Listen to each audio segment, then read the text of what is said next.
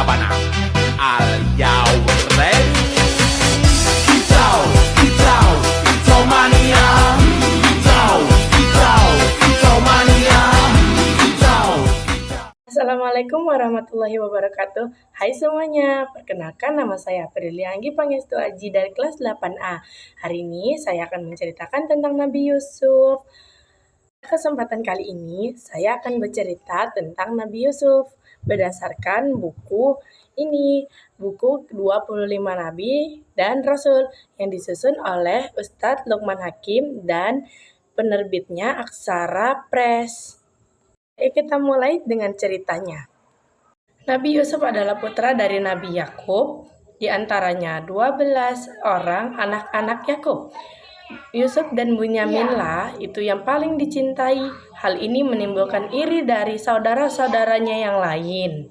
Wajahnya sangat tampan, lebih tampan daripada saudara-saudaranya yang lain. Bentuk tubuhnya sangat bagus, terlebih setelah ibunya yaitu Rahil meninggal dunia, maka ia makin disayang oleh ayahnya.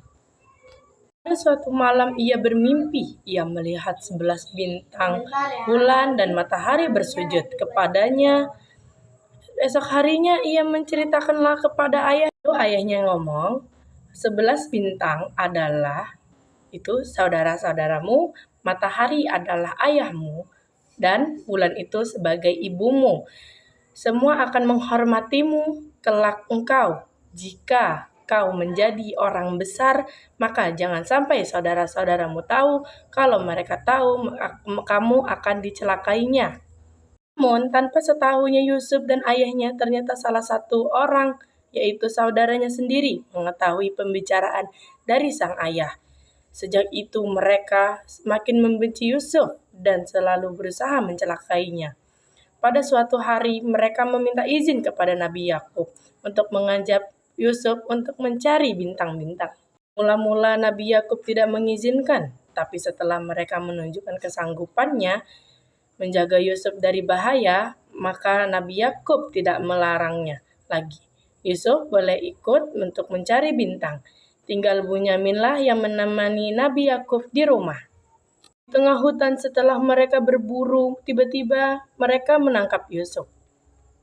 "Hai, kalian apakan aku ini?" protes sang Yusuf. Lalu mereka menjawab, mereka hendak membunuh Yusuf. Namun tidak sampai hati salah seorang mengusulkan agar dimasukkan saja ke dalam sumur yang sangat dalam. Tiada khalifah yang akan mengambilnya dan Yusuf pasti akan dijual seperti budak. Dengan demikian Yusuf tersingkir dari keluarganya, keluarga Yakub. Usai telah itu disetujui. Paksa mereka mengambil baju sang Nabi Yusuf lalu membeleh hewan, lalu mereka mengambil darahnya dan mereka menuangkan darahnya ke dalam bajunya si sang Yusuf. Mereka berkata kepada sang ayah setelah pulang, mereka berkata bahwa Yusuf telah dimakan serigala hingga bajunya berlumuran yang sangat banyak darah. Nabi Yakub yang mendengarnya itu sangat sedih mendengar hal itu, demikian sangat kesedihannya sehingga selalu menangis dan matanya hingga menjadi buta. Setelah dibuang oleh saudara-saudaranya ke dalam sumur yang paling dalam karena iri hatinya, Nabi Yusuf ditemukan oleh rombongan para musafir. Lalu dia dibawa ke dalam dan dijual sebagai budak belian di Mesir.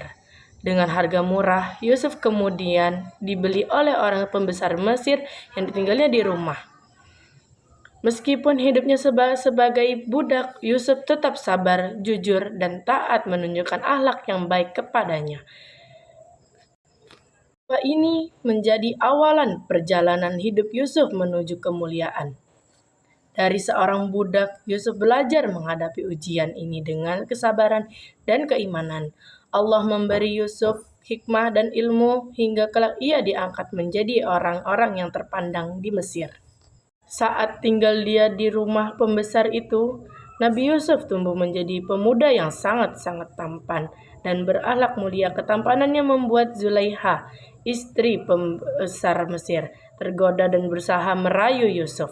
Namun Yusuf menolak ajakan itu karena takut kepada Allah dan ingin menjaga kehormatannya dirinya. Karena penolakan itu, justru si Yusuf difitnah sehingga menghadapi ujian yang benar-benar berat. Zulaikha menceritakan tentang ketampanannya Nabi Yusuf. Banyak wanita di Mesir meragukannya. Zulaikha lalu mengundang mereka ke jemuan dan memberikan buah seperti yaitu pisau. Ketika Yusuf muncul, para wanita-wanita itu sangat terpesona oleh ketampanannya, hingga mereka tanpa sadar melukai tangan mereka sendiri. Mereka kagum dan meyakini bahwa Yusuf memiliki rupa yang sangat-sangat luar biasa. Kisah yang Yusuf dipenjara. Beliau dipenjara karena fitnah yang menimpanya, padahal ia tidak pernah bersalah setelah menolak godaan Zulaikha dan menjaga kehormatannya. Yusuf justru menerima hukuman penjara itu meskipun menghadapi ketidakadilan. Yusuf tetap sabar, tabah, dan tidak putus asa menghadapi ujian yang dari Allah. Di dalam penjara, Yusuf tetap berbuat baik dan berdakwah kepada para tahanan. Ia juga menafsirkan mimpi dua orang penghuni penjara dengan benar. Dari sini terlihat bahwa meskipun berada dalam kesulitan, Yusuf tetap menunjukkan keimanan, kesabaran, dan kebijaksanaan. Ketika Raja Mesir bermimpi melihat 7 sapi gemuk dimakan 7 sapi kurus serta 7 bulir gandum hijau dan 7 yang kering. Tidak ada seorang pun yang mampu menjelaskan arti mimpi itu. Lalu Nabi Yusuf meminta menafsirkan mimpi tersebut. Yusuf menjelaskan bahwa Mesir akan mengalami 7 tahun masa subur, kemudian 7 tahun masa paceklik, sehingga rakyat harus menyimpan persediaan makanan yang sejak awal itu. Tafsiran yang terbukti bijaksana dan membuat raja kagum atas kecerdasan serta ilmu-ilmunya. Dari kemampuannya menafsirkan mimpi itu, Yusuf mulai dapat kepercayaan besar dari kerajaan. Setelah berhasil ia menafsirkan mimpi raja dengan kebijaksanaan, Nabi Yusuf mendapat kepercayaan besar dari sang raja besar. Yusuf kemudian diangkat menjadi menteri ekonomi yang bertugas mengatur persediaan makanan dan hasil panen dengan kecerdasan dengan amanahnya. Yusuf menyusun persiapan menghadapi 7 tahun masa paceklik agar rakyatnya Mesir tidak mengalami kelaparan dan kemiskinan. Saat masa paceklik datang, persediaan yang diatur oleh Yusuf itu mampu sangat menyelamatkan banyak orang yang kesulitan. Kepimpinan Yusuf menunjukkan sifat kebijaksanaan, jujur, dan bertanggung jawab dalam menjalankan amanahnya. Ketika masa paceklik melanda di Mesir, banyak negeri mengalami kekurangan makanan dan kesulitan hidup. Berkat persiapan yang oleh disiapkan Nabi Yusuf, banyak masa subur, Mesir memiliki persediaan gandum yang sangat benar-benar cukup. Banyak orang dari berbagai daerah datang hanya untuk mengantri untuk mendapatkan makanan, termasuk saudara-saudara dari sang Nabi Yusuf.